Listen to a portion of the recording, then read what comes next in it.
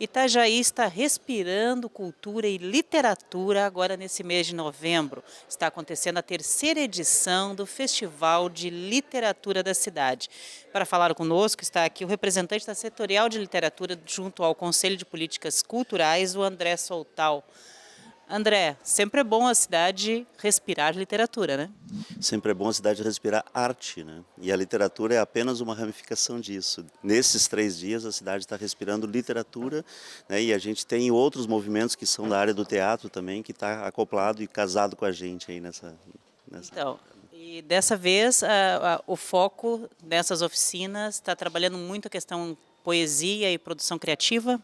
Exatamente. Esse ano a pauta toda do festival foi feita pela Setorial de Literatura e aí a parceria com a Fundação nesse sentido de uma ação pública, né? Mas a Setorial de Literatura tem como princípio trabalhar mesmo, discutir e qualificar aquilo que é produzido enquanto literatura na cidade. Então, oficinas de narrativas, oficinas de conto, oficinas de poesia, oficinas de gestão de carreira, inclusive, a gente tem o cara tem um livro lá guardado na sua gaveta. Como é que eu tiro esse livro? Para onde esse livro tem que ser apresentado? Que editoras podem ver e olhar? Tem várias possibilidades para quem já escreve e para quem ainda está começando a escrever na cidade. E no caso, por exemplo, e você falou que é aberto também para a comunidade, quer dizer, alguém que nunca pensou em escrever ou que tem só um interesse na literatura também pode participar.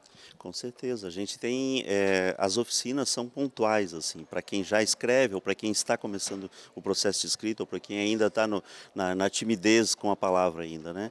Mas a gente tem mesas redondas, ontem a gente fez a abertura com o Cristóvão Teza, que hoje é o finalista do Jabuti, já ganhou vários prêmios internacionais, inclusive.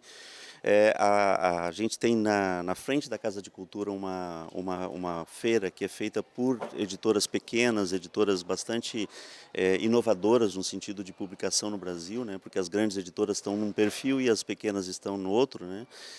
As mesas redondas são todas abertas à comunidade também. Hoje à tarde, ontem a gente teve uma mesa redonda com escritores locais, hoje vai ter outra mesa redonda.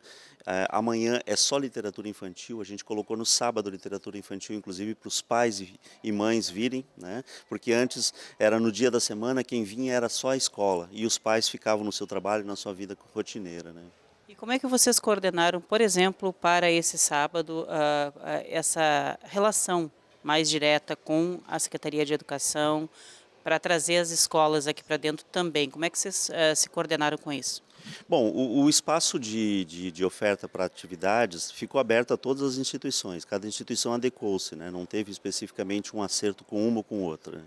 Mas a gente fez a opção de deixar o espaço de sábado, onde a Hercílio Luz se movimenta com famílias e a comunidade toda, exatamente para envolver os pais, muito mais a família, enquanto formação de leitores e enquanto produtores de escrita também, do que propriamente as escolas. As escolas também, claro, participam, são ativas, mas não efetivamente um foco apenas na atividade escolar. Como é que você, André, tá notando esse movimento, no caso, por exemplo, na literatura na internet, com espaços para publicações online e tudo? Isso é um novo campo que se abre ou isso vai acabar restringindo o espaço do livro? Qual é a tua opinião? Não, é um novo campo. Ontem, na roda de conversa, inclusive, tinha uma das escritoras que entre os escritores que estão circulando por aqui, ela é uma das que, na cidade, lida muito melhor com as redes sociais, né? Ela tem um grande número de seguidores, quando ela faz uma postagem tem lá um monte de curtidas e comentários, ou seja, esse campo já existe, né? Hoje, inclusive, uma das pessoas que vai lançar livro é uma pessoa super jovem que vem de um outro lugar e que também começou nas redes sociais e com blogs. Então, essa atividade que circula nas redes sociais e na internet é muito bem-vinda. Assim como a literatura produzida na rua. Então a gente tem um sarau que acontece na praça da cidade aqui, que vai estar hoje com a gente. A gente tem o movimento hip hop que também faz uma poesia rápida, né, que vem da embolada lá dos antigos, né, mas faz essas batalhas de rimas, que vai estar aqui hoje também. Então, assim, tem vários movimentos diferentes, intermitentes, acontecendo no Como, mesmo tempo, né? como uma das características da arte é exatamente esse movimento, essa constante adaptação e transformação, você imagina que a literatura propriamente dita, né, o ato de escrever, ele vai também sofrer algum processo frente a essas novas tecnologias e frente principalmente a essa multiculturalidade? Ontem teve uma conversa bem interessante numa das mesas em que o palestrante, que é o Tesa, falava da dificuldade que ele, como uma pessoa da década de 50, lida com o computador, né? Ele escreve à mão, por exemplo, e a dificuldade que ele tem é porque ele diz que o computador engana o escritor, que tu vê lá, parece que está tudo pronto para impressão, corrigido, bonitinho, não existe o defeito da escrita, né? O erro da escrita, o risco, o borrão, né? É um modo de percepção. Eu, por exemplo, não sou dos anos 50, mas sou dos anos 60, e escrevo à mão também, mas escrevo à mão pelo prazer de escrever com lápis. Quando eu coloco no computador, o meu texto se transforma em outra coisa. Daquilo que eu escrevi até lá, o meu texto se transforma em outra coisa. Esse processo de diálogo que a gente de uma outra geração tem que se adaptar, essa geração nova faz isso nos seus celulares, né?